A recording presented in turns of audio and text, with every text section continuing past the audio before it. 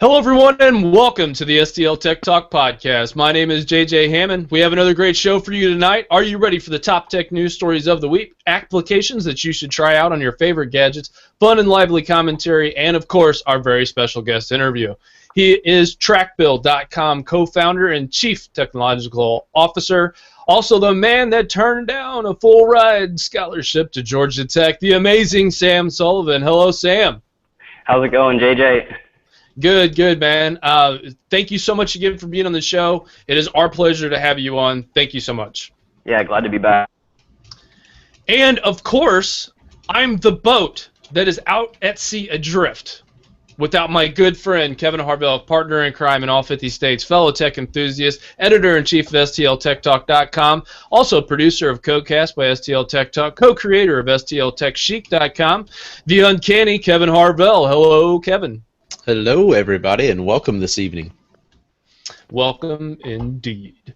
And don't forget you can follow us on Twitter at STLTechTalk, Facebook, Google+, Instagram. Subscribe to our YouTube channel. Subscribe to our podcast on iTunes, Stitcher, TuneIn, Radio, STL Tech Talk Windows Phone 8 app, or listen directly from the site. Visit STLTechTalk.com today to keep up with our tech news, podcast, Codecast.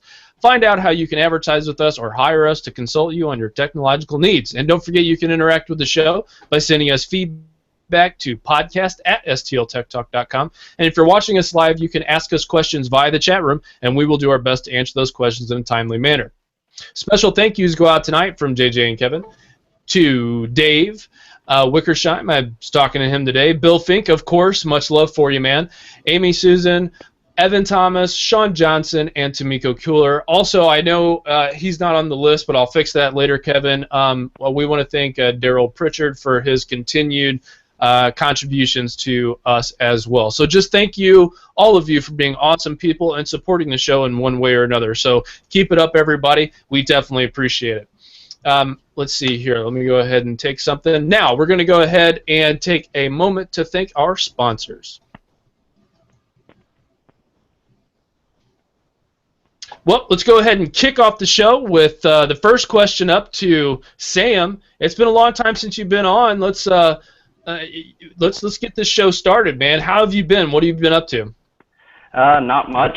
Just working a lot on TrackBuild, keeping things going, and getting a lot of new Android devices.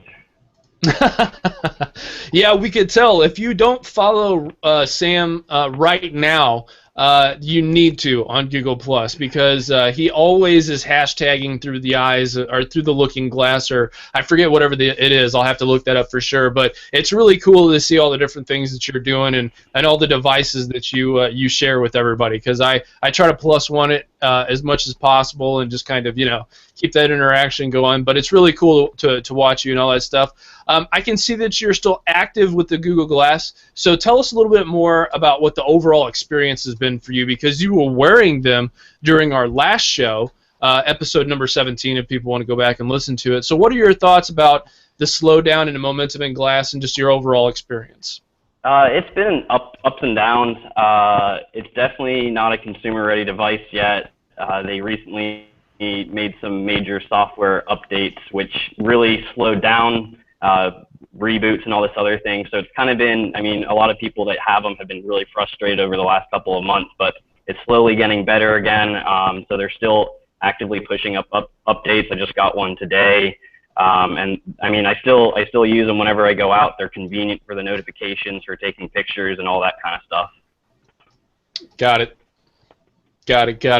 Yeah, and I'm sure that has there been anybody that's like, I don't know, said the word glass and the last name Hole to you at all? Someone has, I think one or two people have asked if I've ever been called a glass hole, but I really have had no privacy concerns.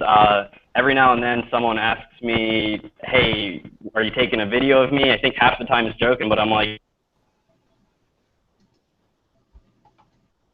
things like that.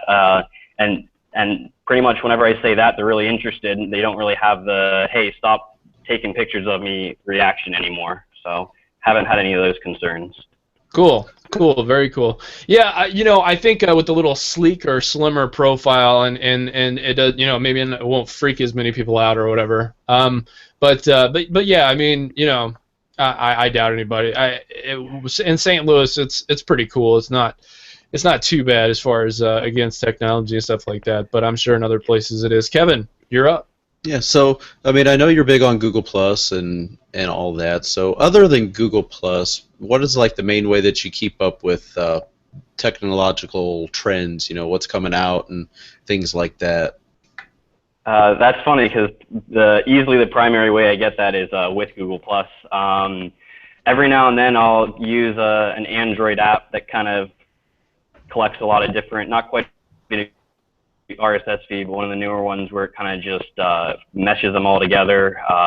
But every now and then I'll check, the two sites I'll check regularly would be Engadget and The Verge. But other than that, I kind of rely on just people posting news, talking about phones. Like usually you'll see about 5 people start posting things on Google Plus. And then I'll go back through and read the news articles and see it's already there, and I already got it from my news feed.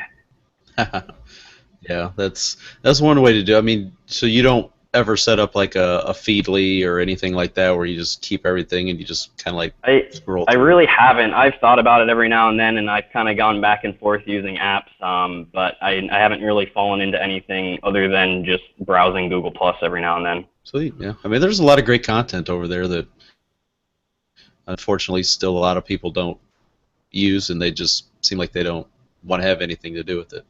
Yeah. Yeah, it's weird. It's for some people it's just another thing to maintain. But I've seen that there are a lot of people there that are active in that. But it's very. It just depends on what it is. Like there's things that some get a lot of attention. There's some crazy. I don't know how other people pronounce it, but GIFs or whatever. There's those crazy things. Like I think one was. A robot or a computer that got up and beat the crap out of somebody because the guy beat the crap out of this. I saw you post that today. Yeah. So I was just like, why not? I mean, this thing is great. There's some crazy dude in there with a bunch of tattoos that posts like some crazy videos like that's out of nowhere. But I don't know. I think that's a good way to kind of stay a little bit informed too, because a lot of other sites and sites like STLTechTalk where you could potentially be following us and listening to our content or watching is a good place to go and follow tech trends. Now, as far as the tech trend stuff, what have you noticed among the mere mortals? Do you see them? Do you see more people getting into technology, or is it about the same to you? Because for me, I see more people asking me questions that I would never thought them asking me before, and I don't know if that's because of just the culture or what. What do you think?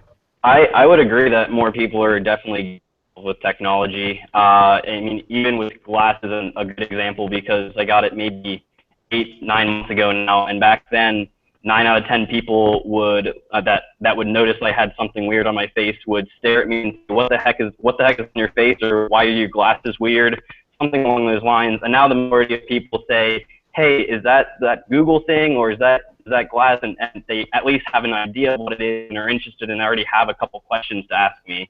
But I mean, I see it all over the place with other things as well. I mean, more people are just interested because it's kind of the times now. Yeah, and I find people that are interested that I never thought would be interested before, and I like that because I'm a big proponent of not being stupid. So anything I can do to assist people in not doing that would be great. The other thing is how are you liking the new Android devices you have? It's no secret that you love the devices you have when they come in. So how are you liking the new Android devices that you have? I'm loving them a lot. I just got the OnePlus One yesterday, and so far I can't complain. I know I'm pretty sure we're going to go into more detail about that in a minute. So I'll save that for then. And I also just got the LG G Watch, which I'm a huge fan of. It's kind of like a more refined Google Glass, but it also has some less features. But it's a really nice balance for just having on the wrist all day, and it lasts easily all day, so I can't complain there either, and we'll go into more detail of that. Other than that, I'm really excited for things like Android TV to come out, which was announced at Google I/O, but I don't have my hands on that developer preview, so I'll have to wait. Okay, very cool. So first up, I do want to get your impression of this. How are you? How would you do you think Android Wear was ready? Do you feel like it was pushed out the door just a hair fast? I really do think it's ready. There's some things that bother me. I mean, they could have done a kind of beta thing like they did with Glass to get more content, because I mean the biggest thing I see is the ecosystem small, but you can see it was launched a week ago and developers have had it for maybe 3 weeks, and I'm pretty sure there's already more apps than official Glass apps. So it's rapidly growing, and I think that's because they just pushed it out of the door. Yeah, there definitely needs to be improvements, but I mean, it's kind of like the first iPhone, and I do think I think it at least gives all the other smartwatches on the market a run for their money. I don't know if it's better because I haven't tried them. Right. But yeah, that was definitely my question. And would you say that it's a good purchase to make? Because Kevin has one, and I'm sure he could talk a little bit about that too. But what do you think? Yeah, no, I think it's worth it for someone. I mean, definitely not worth it for everyone still, but for someone that is constantly looking at their phone, and is someone that always will have their phone sitting on the table when they're at lunch or when they're at their computer, whatever, it's very convenient because you don't have to. You see everything on your wrist, and you can decide whether you want to act on it from your wrist, ignore it, or pull out your phone and deal with it, rather than constantly picking up your phone, unlocking it, seeing what happened. And the price point's very reasonable if it's something that would be useful for you. Both of them coming in right around $200. How about the navigating the UI? Has that been pretty easy for you guys? I'm going to open that up to kind of both of you because I'm curious, because Kevin's stingy and he won't send it to me. I'm holding on to it. Yeah, he's holding on to it. So how about navigating the UI? I'm interested in hearing Kevin's response first, and then I'll come in. Yeah, so I mean, I did after 24 or so hours, I kind of did a first impressions post over on STLTechTalk.com of what my thoughts were on it. And the first thing that like really struck me is it definitely was going to take a little bit of getting used to, was if you swipe to the right, that like clears the notification from your watch. And if you swipe to the left, that kind of opens up, open on phone, reply if it's like a text message or something like that. Just you get a couple different options with that. Of course, scrolling up and down, that scrolls you through the different notifications, whatever they are, whether it's email or text, Facebook message, vice versa. And if you just you're all the way at the top and you pull down, you can mute the device. It's just like silence. You won't notice that you're getting notifications until you unmute it. So it's good to have that at bedtime. That's for sure. Sure. I would just be like, wait, no, go back. I need a back button. Yeah, I do that all the time where I accidentally swipe right when I meant to swipe left, and it's like, geez, so I got to pick up my phone and check it out anyway. So your other left, Kevin. Your other left. Your other left. It's like this.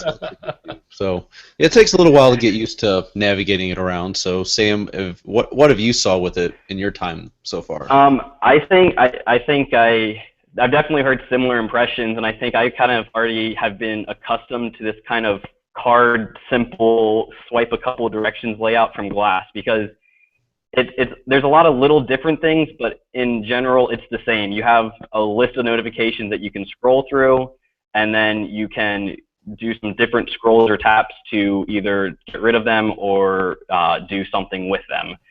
So it's very kind of a similar idea, and so I think I kind of have some experience getting used to that. Like it's not much of a learning curve for me.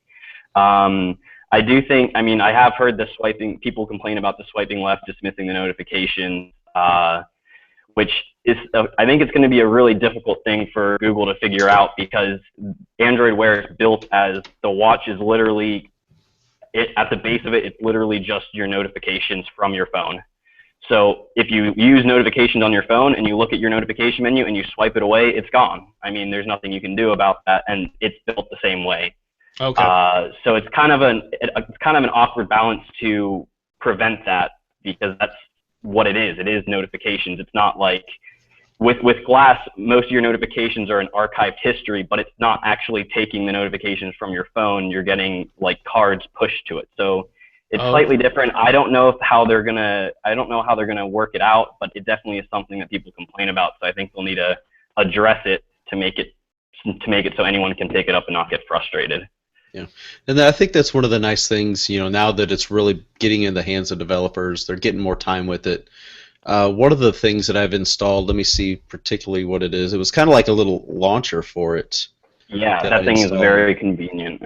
Yeah, where you just like pull down from the top left corner, and it kind of gives you the option to open up some various apps on there. We have one question in the Q&A at the moment from Mr. Brad Whiteside. $200 seems to be a price point across the board. Do you think that the rumored iWatch or Windows Watch can undercut that, or will they be more expensive?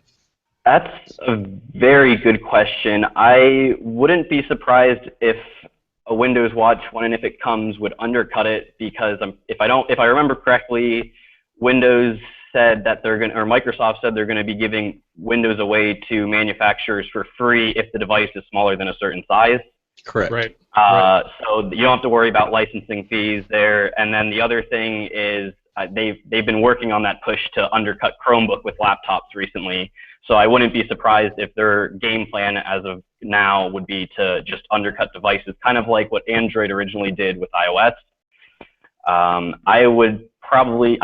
I could see them coming in around the 100 mark, and I probably would guess the iWatch device, when and if it comes, would be around the 300 mark, because they're known as the premium brand, and they try to do everything right and make it perfect and make it seem like it's a premium object. And if you undercut a price, it doesn't seem like that, even if it is. Right. Because right now we've got the LG G Watch for $239, and then you've got the Samsung Gear Live, which is $200. So there's already a $30 to $40 price difference. Mm-hmm. Right. And then there's also talk, nobody really knows yet what the price of the Moto 360 is going to be, because it's being all like hush hush, secret. So, but there's been kind of some rumblings that people think it's going to be even more than the G Watch, just because it's round, so it uses more expensive technology for the display. And it, based on people that were at Google I/O, they feel that it seems like it's a more premium device. It is going to be curious to see over the next few months, as more companies start, what those prices are going to be, if they're going to be pretty close to each other. And then whenever Apple and Microsoft get around to pushing their devices out, what they're going to be like. And sure. Yeah, for sure, and it's interesting that you made that note, Sam, about how Microsoft is like, all right, fine, you're undercutting us, we can undercut you, and it's kind of everybody talks about a race to the bottom, but I think in Windows' case, because I wanted to get on the beta version for the Galileo that Intel, that is basically like that Raspberry Pi, essentially. And it's the Internet of Things on so Windows for the Internet of Things, and it was so it's really interesting to see Windows go at no cost for those types of devices. Yeah, it's going to make a big difference for them. Yeah, for them, especially attracting people who are used to developing in the business languages to developing in the same language, just for a smaller hardware, your C++ and stuff like that. So it's almost like going back to the days of writing directly to the system, but hey, whatever, as long as I get some cool stuff to play with, that's on my wrist. So that's totally fine for me. So Kevin, you're up next, sir.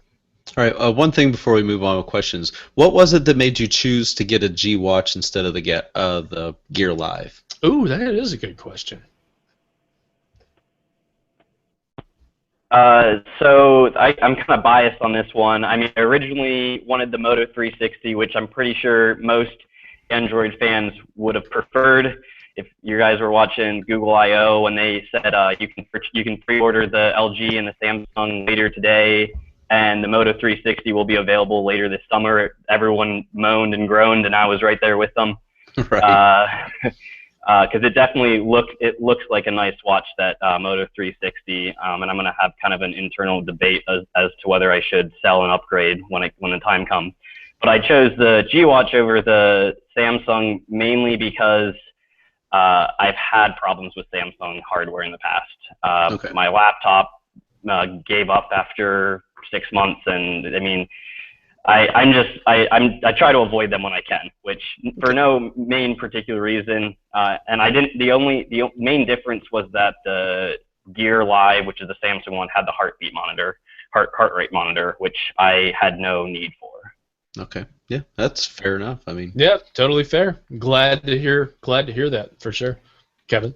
All right, so like we mentioned earlier, you've had the OnePlus One for a little while now, about a day. What are some of your first impressions on it?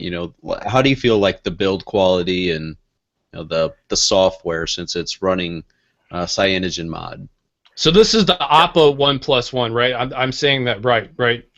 I think Oppo is a company that they kind of spun off of. Okay. So I think some people at work, I'm not 100% sure, but Oppo and OnePlus are two different companies, and I'm pretty sure some people behind OnePlus spun off of Oppo. So, okay. And then the first phone they made was the One, and the OnePlus One is very similar in hardware to the Oppo Find 7, I believe. Okay. Cool. Thank you for straightening up for me and for people. So this is the spin-off, and it's very similar, but.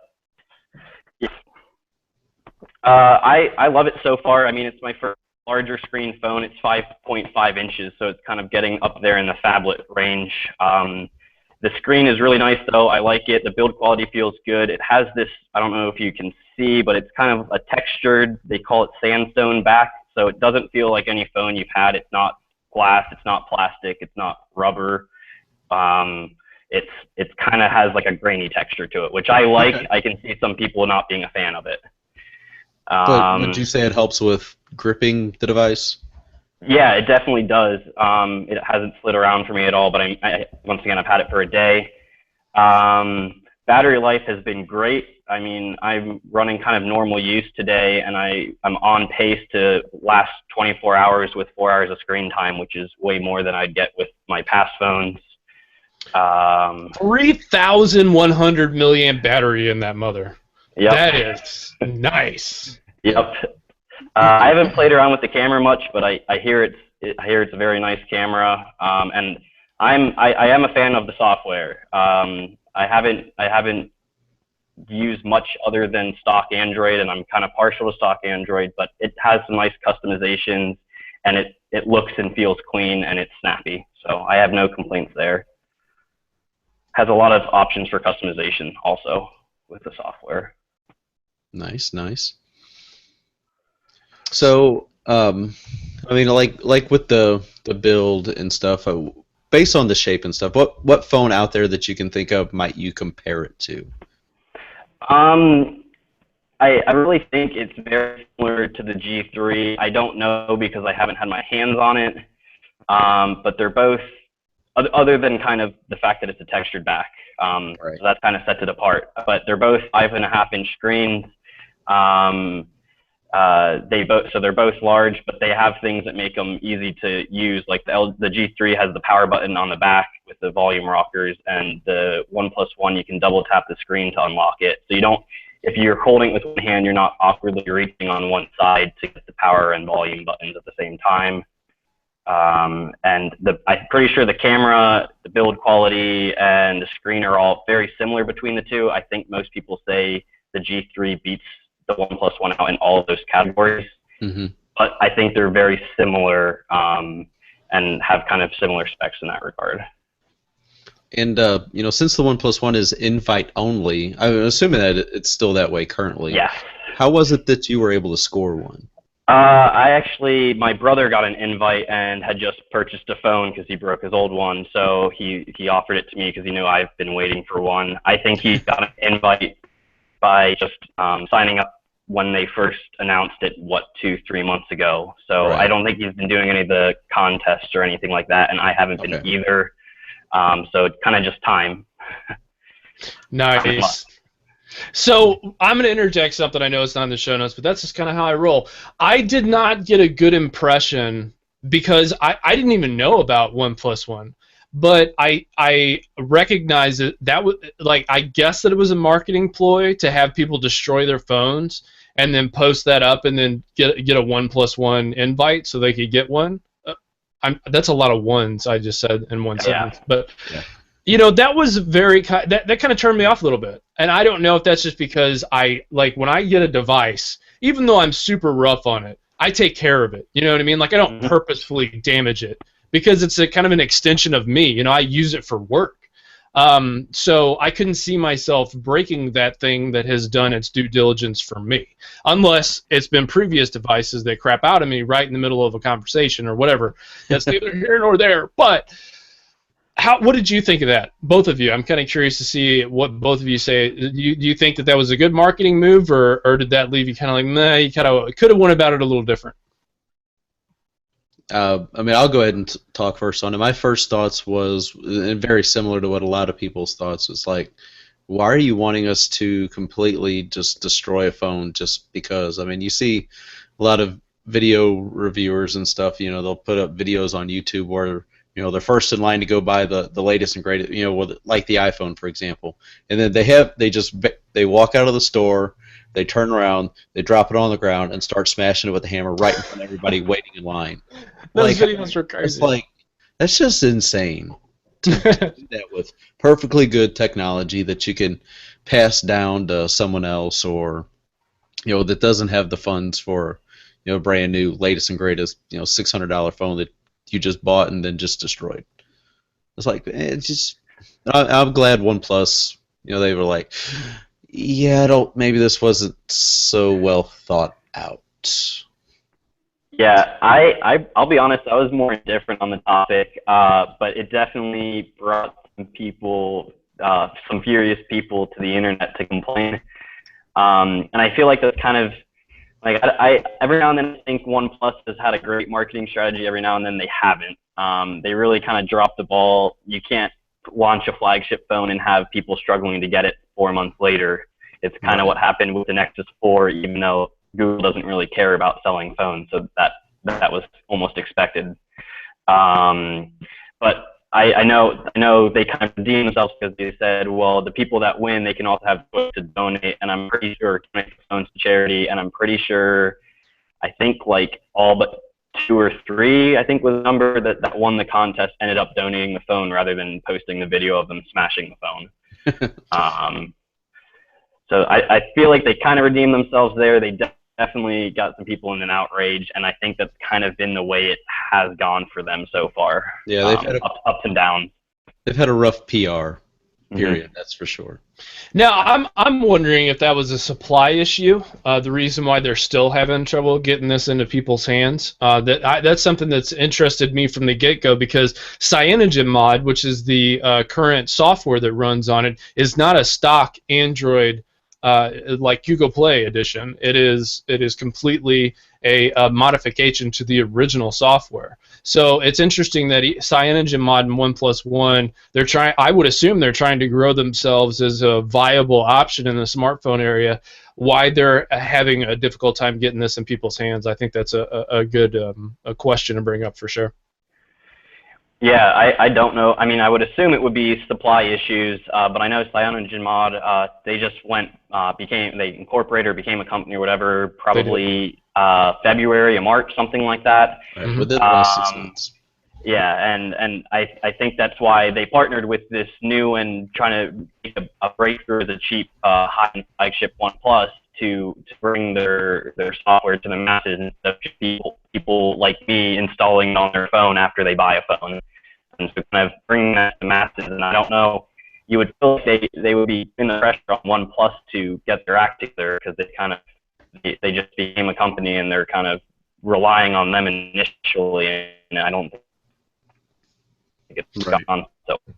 Yeah, absolutely. Well, let's switch gears a little bit, and since we talked about developing, since you're a developer, what are your thoughts on some of the changes that Google is beginning to make in regards to the Android L? That's their newest version, or going to be their newest release version of their operating system for their device. Excuse me, for smartphones and tablets and things of that nature.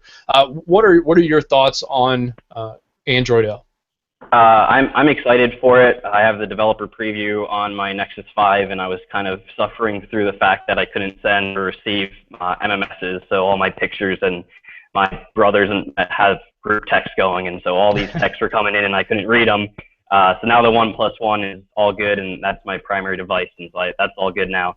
But I'm really excited. I enjoyed Google I/O when they previewed Android L with the material design, because I think the one thing Google's been lacking forever has been kind of design consistency. You use Google Plus, you use Gmail, you use Google Drive. All of it looks different. Some of it plays nicely together on one device. Some of it plays nicely worse on another device, and it's different everywhere. And pretty much it's because they do a lot of great things. They can't keep it, and so the most recent Google Plus Android app kind of brought in some of the material design aspects to it months ago, but it's not on Gmail and things like that, because they're kind of like trying things here, and the things that work they bring somewhere else and add new things to that, and so they've always kind of been stretching thin. And so I think this will be a good way to kind of start fresh. The material design is based off of the physics, or the physics of paper, and then animations are kind of animations in color are kind of based off of ink, so they say. So there's a lot of layers. There's real-time shadows. So if like a card expands of information, the shadows will change with the dynamic light source, and so it feels like you're using something real, not software. And they're also going to be doing their best to bring that to the web. They have a Polymer, which is a web component, and they're going to update that to use material design. So soon you'll see the Gmail on the web will look the same as Gmail on your Android devices. And they're launching their Android TV, which is going to be based off of material design. So everything will kind of feel cohesive, and it'll have that new paper, animation, shadows look and feel. Sweet. Yeah, dude, there's something in the water over there at Trackbill, because every time Aubrey or yourself comes on this show, it raises the level of awesomeness by like a factor of 10. No, that is very cool. Kevin, you were going to say something. Go ahead, sir. Yeah, with the design of Android L, do you feel that's going to be kind of a smooth transition for current users of Android devices, or do you think it's going to be like, oh wow, there's so much different? Is it like different going from iOS 6 to iOS 7 was for iPhone users, do you think? It won't be as different as iOS 6 to iOS 7 if you're going from the most recent, since kind of ice cream sandwich Android Kit Kat to Android L. Okay. Because ever since Android introduced the Holo theme, HOLO, it's very similar to that in some regards, but also very different.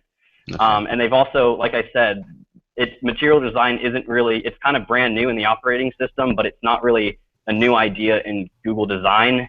Like I said, they're constantly kind of working towards things in different apps. And so when Google Now, the kind of Siri competitor, first came out, it really is material design. It is a list of cards that are on top of a nice background with a lot of color, and you see the shadows behind them, and it feels like you're swiping away a piece of paper. And I mean, that really was the first thing that came out with material design, and that had to have been a year or two ago. And so they're kind of just building on that idea, and now in Android L making it an official thing, making design specs for it and bringing it across the board. Okay, sweet. Yeah. That's hot. And what did you think of the change in the main navigation? So you're your home and your most recent or your history or and that stack. What did you think of making those a little bit more appealing, I guess you could say, to some people? I just like the change. I agree that they could be updated from the. You're talking about the three icons. Yes, right? I am. Yep. Yeah. Okay. Yeah. No, I definitely think they could have used an update, but right now the back is a sideways triangle, the home is a circle, and the multitasking is a square. So they look really clean, but someone that's never used Android before, good lord, someone that has never used Android before will be like, "What's the square do?" So it doesn't make it doesn't make sense. And Frank, I think it looks a little too much it's a PlayStation phone. Yeah, it looks like a PlayStation. And so I think they'll update it before Android L is officially launched. But I don't know. I definitely think they're smoother, cleaner, and more appealing, but I don't think it's going to work. So hilarious. That should be the title of the show. What does the square do? No one knows. I don't know. How has Trackbill been coming along? It's been great. We recently kind of removed our free plan. I mean, you can still access, search, look at all the information, the 600,000 plus bills we have in our system. You're able to find and look and keep up to date with. But if you're going to create an account and track any piece of legislation, you'll have to create an account and purchase a subscription. Our entry-level plan is now $9 a year, so it's still affordable for people interested in politics. And like I said, it's still open for anyone that wants to find the information. And now, since we have that in place, we're really kind of just working on forming ways to get people to go through the system, create an account, demos, and kind of converting people. So that's what we're focusing on for the rest of the year, and it's going good so far. Great. Now, for those of you who don't know, Trackbill is a way for you to track legislation, both on a state and federal level, and you can track it from, its inception till where it goes a slow, painful death, or whatever the case may be is for it, throughout the legislative system. So it is just really useful for a lot of people who are not just interested in politics, but are in the political atmosphere as far as activists or people who work in politics. So I suggest everybody do that. Go to trackbill.com to check out more of that information there, and a lot of great stuff that's happening over there. There's an Android application. Now, refresh my memory, is there an iOS version or no? There is an iOS version. And not yet on the when I was on January. No. I know one did not beat something into the ground. I know when it's dead. I wouldn't do that to you, sir. But I would make it for you if you had asked me. But no. So that's awesome. I'm really glad to hear that Trackbill is doing well. It's doing what you guys have set out to do. And honestly, me and Kevin couldn't be happier for you and you guys over there because you're all great. So normally we transition to our news segment. And the guest drops off, but it looks like you're going to stay on for a couple of news stories. Do you plan on doing that? Yeah, that works fine for me. Awesome. But before we do that, I want to just give a quick shout out to Nebula. It's a Nebula STL. It's the unconventional workspace for the unconventionally employed. So it's a unique community. It's a complete flexibility and a cool space to go in and work on things from. It provides a co-working space for creative professionals, small businesses, independent contractors, artists, nonprofits, all that kind of stuff to create, develop, and collaborate. Go to nebulastl.com and check out what they got going on over there if you're in the St. Louis area. It's really hot. So, Kevin, get us started with the first news story of our news rundown, sir. All right, so the first thing that I want to talk about tonight is, we just got the LG G3 from our friends at Katie Nagus over at AT&T, letting us try this sweet little device out. Just some first thoughts. I've only had it for about 24 hours now myself, just like Sam, you and the OnePlus One. So it's a very it's a very anticipated device. It seemed to like take forever for it to come to the United States and finally make it out onto retailer shelves. It's light. The screen is as beautiful as you expect with that, that Quad HD. It's just a stunning display. So for our listeners, the Quad HD, what does that mean as far as in normal human non-techie speak? What does that mean? All right, yeah, we're talking like some serious resolution. We're talking 2560 by 1440 resolution, where pretty much all other devices are 1080p displays. So this is just like absolutely stunning of display.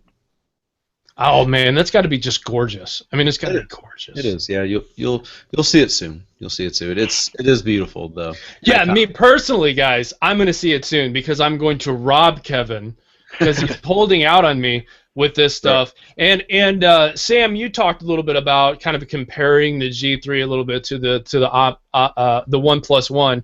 I don't know why I keep wanting to call it Oppo, but the OnePlus One. So, do you see yourself springing for maybe the G3 possibly? Quick side note, you keep saying Oppo because people abbreviated OPO for OnePlus One. So it's oddly similar to the parent old company of Oppo. But no, I'm still considering it because the resale value on the OnePlus One is quite high compared to its price tag right now because there is a supply shortage.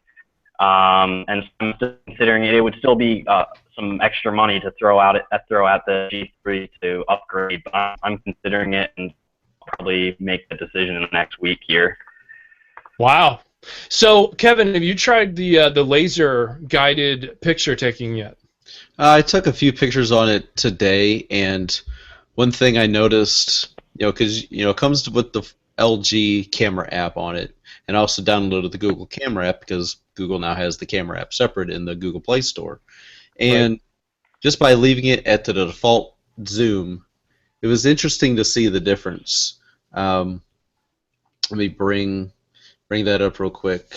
Well, the reason why I bring that up, guys, is because it seems to me that one place that Microsoft has been able to do really well with their Windows Phone line, specifically Nokia, because they control like 90-something% of Windows phones, is the camera taking capabilities. And one place that Google has lacked in their devices is the camera. Unless you want to look at something that's really kind of, in my opinion, goofy, that has like an actual lens that goes out and in and that kind of jazz. I've never seen a great picture taken on an Android device. So that's why I'm really curious to see how well the picture taking, because it is really important to a lot of customers who buy phones that they want to be able to use that as their primary point and shoot. So that's why I'm so curious personally about the G3's camera capabilities. Yeah, the camera on it is really nice. Like I was mentioned before, if you open up the Google camera app, the subject that you're taking a picture of is a little bit further behind than whenever you take a picture with the LG camera app. I mean, just like if you hold it in the exact same spot and you take two pictures, one with each camera app, you look at the resulting picture and you can see the differences. Like with the LG camera app, the subject is closer to you, so it's like the software in the Google camera app has like a wider lens and puts the subject a little further back, which I kind of like because then you still have the option to zoom in and various different things. So that was one thing I noticed today. Very interesting. Very interesting. So, all right, I'm up with my story, everyone. Local news, because I'm going to make sure I plug local news from now on. Monsanto and Darty is hiring for tech jobs in St. Louis. Monsanto is hiring for some global IT, an architect, and a research software engineer, and an IT enterprise mobile architect. Darty Business Solutions, which I was a couple floors above today when I was at the Microsoft offices to learn about how to code for the Windows PC version of the Kinect. So Kinect, like the Xbox One Kinect. Well, this is Kinect for Windows. That was really cool to see the different stuff that I could do there. But anyways, that was above Darty Business Solutions, and they're looking for software engineers, information analysts, and business analysts, and project managers. And there's some more jobs that are open. So go to our show notes later after you listen to this if you're looking for maybe another career in another place to find that job. Kevin, you're up with the next story, sir. All right, so the next thing that I want to talk about, this is like really an interesting story. Microsoft is reported to be working on a wearable device that helps the blind. So it's a wearable device designed to help blind people navigate better in public, and it's currently being tested in the UK. The report claims that 8 blind people in reading are involved in the secretive pilot project for the device, which combines a headband with an earpiece. When the user of the headband looks at certain objects, it relays information about it to the earpiece.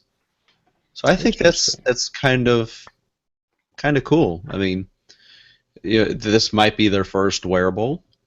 I mean, who knows? I think it's a pretty neat idea. Sam, what do you think? Yeah, no, I saw that today or yesterday as well, and it was very interesting.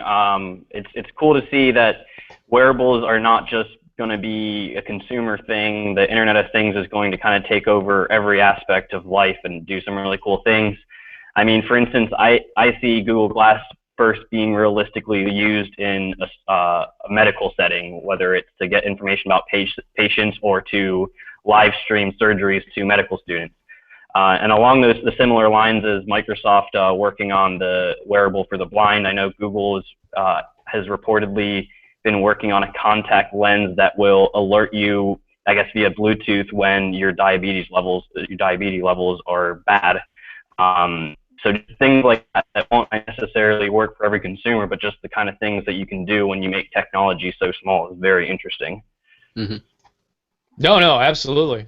Absolutely, and that is cool, and I think that does have a role to play. In fact, like I said, when I was learning about Connect today, I thought about just as you're walking down the hall, and just if you're walking down the hall from the waiting area to your doctor's office, as you're walking, there could be a Connect, right, that's like viewing you, and then your doctor's wearing glass or something, or whatever the case may be, and there's all this different data that's able to be pulled from all these different resources and tools to help diagnose and treat and all this kind of stuff. And one of the biggest, like you said, one of the biggest things is the healthcare side of it and keeping us healthy. Because I mean, at the end of the day, that's what really matters. Is the fact that we're alive. You know what I mean? So what keeps us that way and helps diagnose problems and catch things quicker. That there's so much involved in that, and I like how these bigger companies are making it easier for me, the developer, or for me, the patient, to be able to experience that in daily life. So I couldn't agree more there. Next up is the LinkedIn. So LinkedIn, for me, is kind of a recent thing. I know that sounds a little wonky, but it is kind of a recent thing. And one new feature of LinkedIn that's going to be prominent is what's going to be called LinkedIn Connected.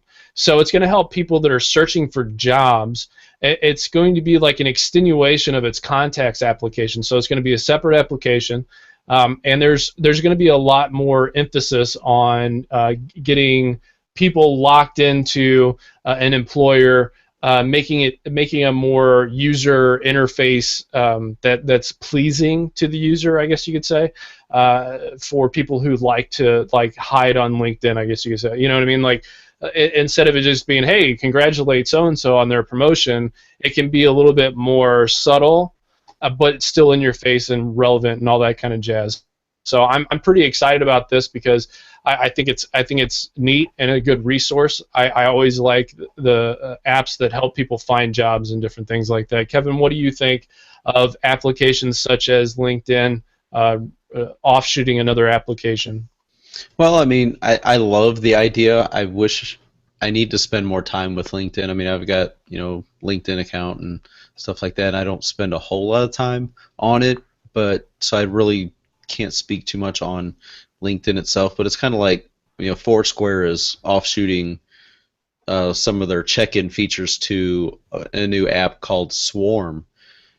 So people can check in using the Swarm app instead of the Foursquare app, which is going to be taking on some different functions and features as well. So I'm kind of thinking maybe this is what LinkedIn's going to do. If it'll be a completely separate app, what'll happen with regular LinkedIn is LinkedIn Connected just going to be kind of like a monster.com kind of way of taking the connections that you've already made and just kind of like making them even stronger within just this particular little environment. So whenever that rolls out, I'm interested to see how that goes. Yeah, Sam, as a developer, I know that you get hit up for jobs like every day, at least twice a day, maybe even more. What do you think about these connected social networks that have to do with jobs and more business, like your Yammers and your LinkedIn's and stuff like that? LinkedIn is great. I mean, yeah, I do get hit up for jobs, and I ignore just about every one of them because I'm happy. But I'm sure down the line it could come into a lot of use. I mean, and it's good. The biggest use for me with LinkedIn is just, I mean, you get some business cards from a networking event, and you don't keep them. You don't need to put them into Gmail. You just connect with them, and you're good to go. As far as people spinning off apps from off of different services, I don't think that's the best way to go. I'm sure because I don't use Facebook anymore, but I feel like they've done similar things. Like they kind of bridged off a Poke app. They've bridged off, I mean, apps coming off left and right, and most of them die or eventually get reintegrated into the main app. So I don't think anyone has ever really seen success with breaking a piece off, but a lot of people have been trying it. So I mean, who knows? Maybe it'll work out for them.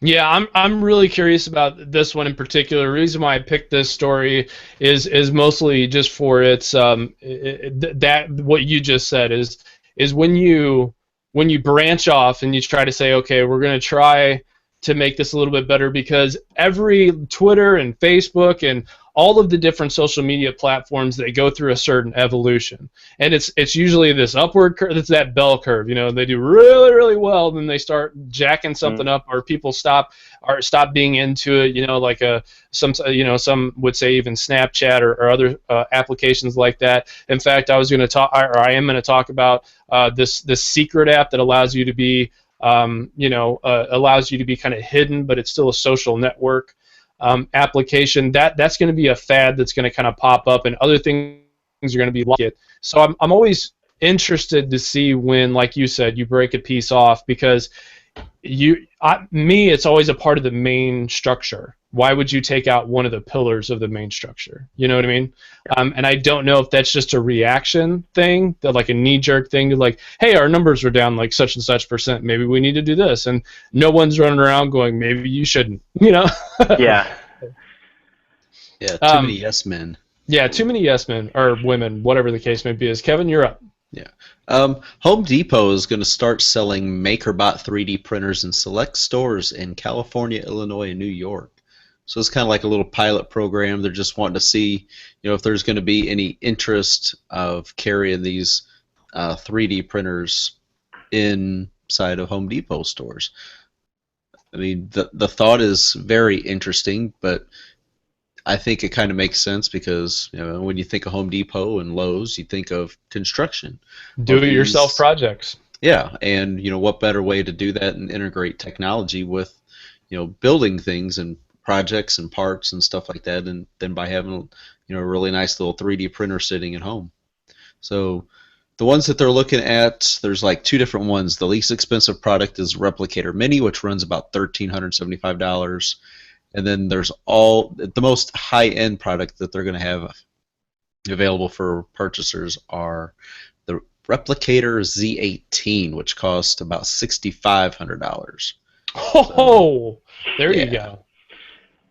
Yeah. But I could see somebody from like that may sound like a lot at first, but for somebody like me, I would see that as an investment because of the things I could make. Because not everybody's going to be springing for a 3D printer, not yet anyways. Once it becomes a little bit more ubiquitous, maybe in 10 years or so. but right now they're not. And I could market a small side business like making things specifically for people. Sam, how do you feel about these 3D printers, and what do you think the future is for this sort of stuff? That's a good question. I am really excited in 3D printing with it 3D printing, and I did see that Home Depot is going to start carrying those. I think that's great because, I mean, like with all technology, people don't know what it's like. When you say 3D printing, I'm sure a lot of people are just like, what is that? How does it, that doesn't even make sense. Oh, you can make objects. Doesn't anything make objects? I mean, it doesn't make sense at first. And Home Depot is the kind of place where people who would be interested in that technology could potentially be going, because it's not necessarily technology, it's making things. I would be hesitant of purchasing a 3D printer that Home Depot, so I don't know how necessarily sales will go, but I think it will be a good kind of exposure strategy for them. Did, however, just a couple weeks ago, back on Indigo, the Matter Mod T 3D printer, which is trying to come in as a very cheap but competitive 3D printer, and I think I paid $200 for it when the retail is going to be $300. Comes out probably one quarter two of next year. So I'm hoping that that lives up to expectations. So it actually comes out, you know, with crowdfunding. So excited to potentially hand on a 3D for each.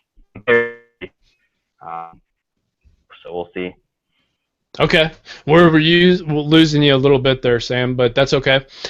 So the next story up that I want to talk about is actually Apple. The reason why I want to talk about them is because they were in the news for two not so good things, and I don't know if this is just people that are making more hay out of this than usual, but there's a nickel allergen that some people are finding with Apple devices that if you're allergic to nickel, you're going to be allergic to iPads and iPhones and things of that nature. So some people's recommendation is to get some sort of sleeve or cover for it.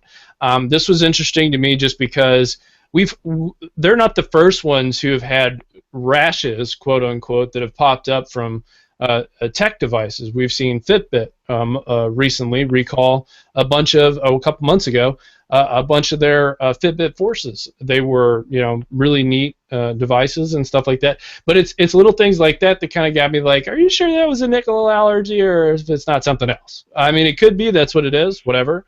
But I don't know. That's interesting to me. Also, China does not like the iPhone. Specifically, China does not like the iPhone's ability to track you as a person with their locate feature. They call it a national security threat, which is kind of interesting to me because China just recently kind of opened its doors, and when I say recently, I mean within the last year or so, has opened their doors to Apple iPhones to being sold there on some of China's biggest mobile carriers. So do you think that this is just bad press, or what do you think about these stories, Kevin? Personally, about the China doesn't like the iPhone one, that's kind of like, well, didn't the Chinese officials look to do a little research on the iPhone? I mean, it's kind of that way with Right. with really all mobile devices. They've all got these location features in them that if you have them toggled on, you can. I mean, you tag your photos with, where'd you take this photo at? Where are you sending this tweet from? And just various things like that. It's like, well, didn't you look into this first? Right. And wasn't that on your radar before you allowed 300 million of these things out in the open? Yeah. And the allergy story, I mean, you just never know what you're allergic to until you're exposed to something. So, I mean, if you've never had an iPad or an iPhone or anything before, then you get one and you suddenly start seeing you're getting these rashes on your wrist or your hands or stuff like that. You wonder, well, what is it? One of the last things I would think about is it's my electronic device. I mean, that Sure. would not be the first thing that I would think of. You Sure. think it's a soap or laundry detergent or, some pet you've been exposed to. You just never know. Somebody just, the old joke, hey, I have a rash. Oh, well, you need to take some antibiotics and stop sleeping around. No. The next story up, Kevin. You are a go, sir. All right, so I'm just going to mix both of these together. They're both related to Google. You did a couple Apple. I do a couple Google here. This was kind of one of the biggest complaints when Google started requiring people to use their real name when it came to things like Google Plus, making the switch over to YouTube, using Google Plus accounts as your YouTube for commenting and stuff like that.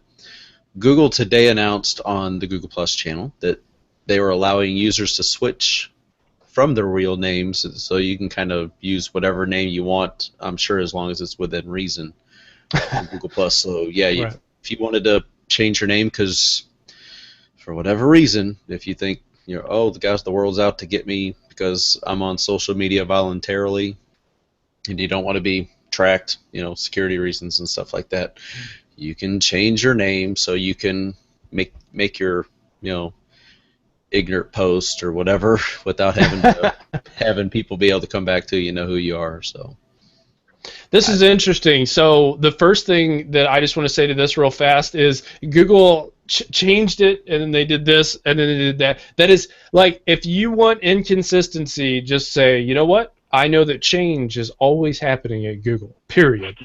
Nothing will ever stay the same. Go ahead. Yeah. So Sam, are you going to be changing your name?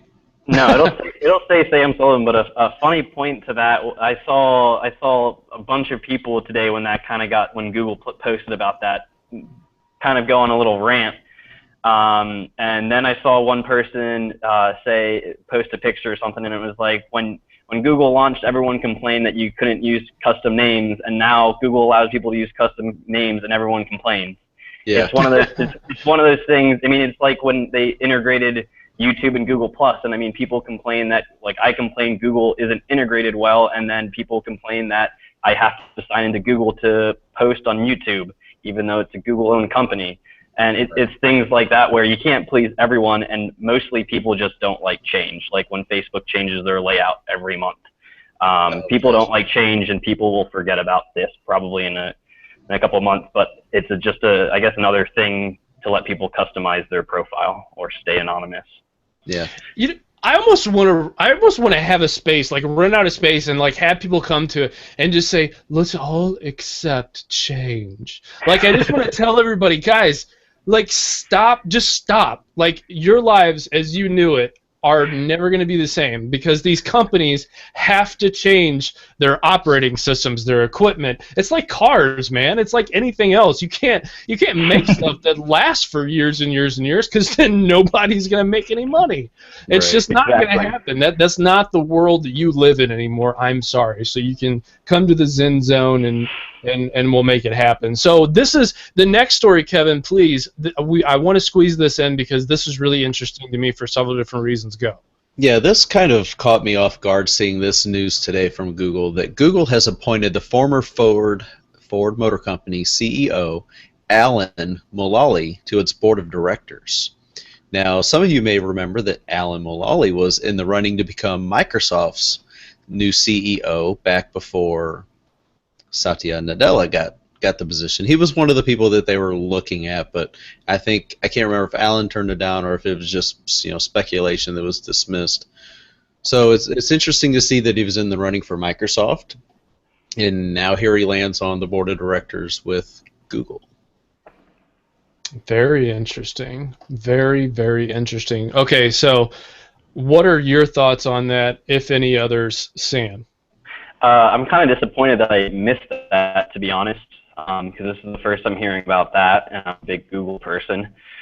In the end, I think it's a great move because outside of the TV, the next thing Google is focusing on penetrating, like along with Apple, is, and I'm sure Microsoft is at least thinking about it, is cars, and they have their Open Auto Alliance with pretty much all of the, well, not all of them, but a ton of car manufacturers, and Right. They previewed Android Auto at Google I/O, and so I'm sure that's why they made this move, have someone with at least some of that background and that name to start kind of pushing, making deals in that kind of realm. Yeah. Well, Sam, that's why you listen to the show, right? Exactly. Stuff like this, you know? Exactly. Yeah. His appointment was actually effective back on July 9th, but Google just really? Like official press release today. Interesting. Nice. Yeah, He's going to serve on Google's audit committee. So there's probably going to be a little bit more coming out on that. Interesting to see. Yeah, I mean, you know, we all for people who don't know, Ford during the 2008 financial crash did not accept, well, technically did not accept any money from the federal government to do what's called a bailout. And Alan Mulally was one of the individuals responsible for getting Ford back on the profit train. You know, into the black, if you will, instead of the red, as GM and Chrysler and all the other companies actually had to accept federal help to get their stuff together. So it was very interesting when he was in the running for potentially being the new CEO for Microsoft, and then having several conversations, and then Ford forced Alan Mulally to come out and say, hey, I'm not going to be doing this because I'm still going to be stay committed to Ford. And then now, just a few months later, they release it. But my thought is like you, Kevin, that this might have been getting batted around a little bit, and then Microsoft was like, you know what, we're good, we can do this, with some changes they made with Bill Gates coming back into the company as the senior tech advisor to Satya Nadella. So that all of this was really interesting to me, just from that, you know, that power shift way to go, right? Because, you know, if one company is going to pay you a lot of money, if two companies are going to pay you a lot of money, it's going to be Google and Microsoft. You know what I mean? So it was interesting to see that he's going to be brought in for that, and I'm sure that he'll be able to afford a couple extra yachts. You know, if you know what I'm saying. Yeah. The next two things I want to talk about, I'm going to put this in 2 in 1 here, is the Microsoft World Partner Conference has been and is going on this week. And Microsoft did acknowledge that its Windows 8.1 and phone are not doing so well as they had hoped. And their total market share on devices has went from like 90% to 14%.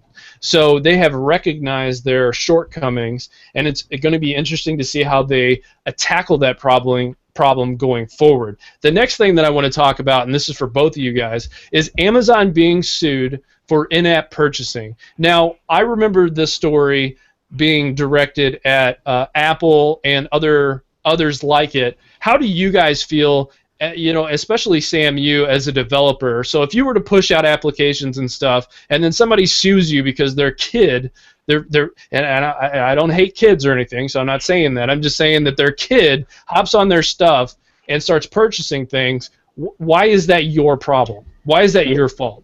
Yeah, it's definitely not my fault, and it wouldn't even be Amazon, Apple's, or Google's fault, in my opinion. I mean, yeah, your kid unknowing, because what happened, the first, I think, one that came to light was Apple, and they ended up getting sued a ton.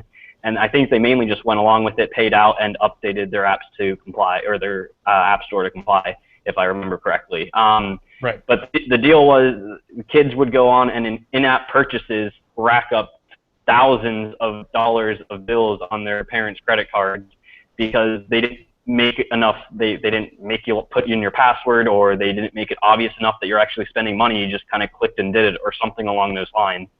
And I mean, in the end of the day, it's kind of the parents' fault for giving them access to something that has access to services that use their credit card. It's like if you let your kid sit down at your computer and your computer's logged into Amazon and he stumbles over there and buys something, should Amazon get sued for that? Because they let you stay logged into your computer and people share computers? It doesn't necessarily make sense. So I'm kind of curious. I'm kind of curious to see what happens. I think Amazon isn't going to win because Apple already kind of backed over and complied. So I don't think it's going to be easy for them, but I don't think it makes sense. I mean, sure, I see, you know, if you design a kid application and it's a, you know, it's a game and it's kind of, you know, how to learn ABCs. Do you want to learn D? Well, you got to pay $25 to learn D, you know, or whatever. I can see that being somewhat of an issue, but in all seriousness, yeah, I totally agree with you. That's one of those things where it's like, yeah, you can't do that. You can it's a bad use of everyone's time. You know, Yeah. it's like the guy who sued for spilling the hot cup of coffee from McDonald's on his pants. You know what I'm saying? Yep. You just are you kidding me with that? So everyone, thank you for your contributions and your feedback to STL Tech Talk. That ends our news segment of the show. So thank you again for staying on, Sam, for the whole episode and contributing. You raised the level for sure of the Tech Talk this week. So we can't thank you enough, sir. Thank you. It's my pleasure. And we're not done quite yet. We're going to go with our application picks of the week.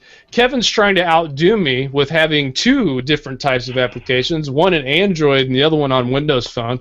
I don't know if that's just a one-up type thing, because if it is, then I'll come up with like four next week. Lately, But, a lot of people have been throwing out multiples, so I'm going to throw out some multiples this week. Okay, well then go ahead, sir. Please grace our audience. You know, we do have a website. Everybody knows STLTechTalk.com. Being able to check your Google Analytics, site stats, how are people getting there, how long are they staying on the site, what are they doing on the site, where are they coming from, and stuff like that. It's really nice to be able to have an app like Google Analytics on the go for, on your Android device or your iOS device, to just be able to track all that stuff, so you don't have to be, oh gosh, what's going on if somebody's like, what are your numbers looking like right now? So you don't have to go over to a computer. You can just pull that stuff up right there on your mobile device. That's free. That's available for free. The other option that I wanted to kind of talk about is Package Tracker. So if you're somebody, like us, where we get a lot of packages shipped to us from, UPS, FedEx, DHL, this app will allow you to track all your packages. You just simply input your tracking number into the specific carrier, whether it's UPS, FedEx, DHL, and then it'll automatically keep up with, it'll let you know each step of the way. Okay, your package is here.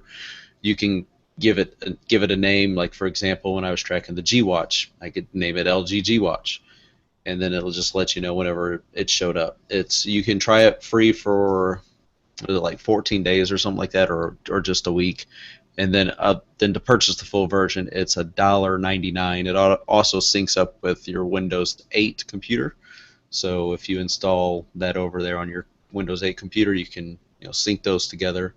And there's literally so many more, like, worldwide shipping carriers that I had no clue really existed. You're like, who is this guy? Like, wow, where all the, a lot of them are UK and Asian companies, but it's still kind of neat to see. Like, wow, so, it's not just UPS and FedEx and in all countries and stuff. There's really a lot. So, this is great. It's a great worldwide app. So, you people listening out of the United States, we've got a bunch of you guys that do. We do. Konnichiwa and, all of that. Yeah, so, make sure to hit grab Package Tracker on your Windows Phone device. It's very cool really stuff. Solid app. Yeah, for sure. And it's only $1.99. Why not? Do it. Yeah. Do it. My application pick of the week is actually Meetup for Android. See, I don't use Android on a daily basis, and when I do, I like finding new cool applications. And one of the things that I've been doing a lot of lately is going to user groups, right? So we got some announcements for the week coming up, but there's local user groups, so like WordPress and Drupal and Hadoop and MongoDB and Angular and Ember and Ruby on Rails and .NET user group, C#, all sorts of different coding languages. And there was even, I don't know if you guys know this or not, but there's actually a wingman meetup group. I mean, if everybody's a wingman, who's the lead man? I don't get it.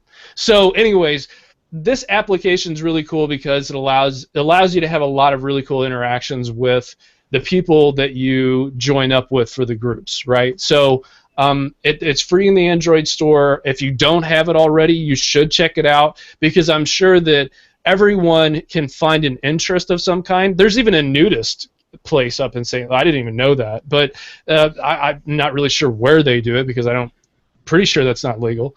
But So whatever your fancy, if it's from technology to what I just said, you can go and find other people who like that sort of thing, and it's a really cool way to interact with people, and I really like the application, so go check that out. Now, we don't have it in the show notes, but Sam, do you have an application that you'd like to tell everybody about? This is kind of a softball, so hopefully you hit it. Yeah, so I actually just was thinking about that, and I've had this app for a while now. It's probably been out for a couple months. It's Android only, but it's called Link Bubble, and pretty much what it does is any app you or any link you click, whether it's on an email in Gmail, whether it's on Google Plus or in a news article linking to another, it will just show a little circle over your screen where it loads, so you can kind of load websites in the background while you continue reading the article or browsing Google Plus or finishing your email. And as soon as it's loaded, you'll see that it's loaded, and you can click on it, and it will overlay the web page on top of your screen. So everything will still be in the background, and you can quickly share it from there. You can minimize it and go back and then open it again. And so it's kind of like a temporary browser that goes on top of your whole screen. So it's really helpful for loading things in the background and getting to it in a minute. It's free in the Play Store with a, I think, $5 upgrade, which allows you to open, I think, multiple bubbles at once and do a couple other things. I think it's actually half off right now. I looked and it was $2.50 instead of $5. But that's super convenient. It's the first thing I install when I get a new phone, because when I go through Google Plus, I can just click the first 5 interesting things and then move on my merry way and get to them when they're loaded. Yeah, that's a Chris Lacey app, isn't it? Yeah, he's a great developer. He's on top of his game and will push updates all the time. Yeah, he is. I remember, Action Launcher was one of my favorite launchers when it first came out, and I've used it, and he's been focusing a lot on Link Bubble, but yeah, he does a lot of great work. Agreed. So it's funny you say that, Sam, because you're in my circle, and when I hop on my Play Store, if I go to an app, it'll say, hey, Sam says that it's cool, or that he liked it or whatever. So I'm like, well, if Sam said it was fine. So then I go ahead. So this was actually a pick that I had a couple weeks ago, but it's totally worth a double plug for sure, because I really do like it. It is really neat. So also we want to tell everybody to go download TrackBill. The application for Android as well. Of course, TrackBill. So everybody go download that as well. Also, so our announcements for the week. Coder Girl.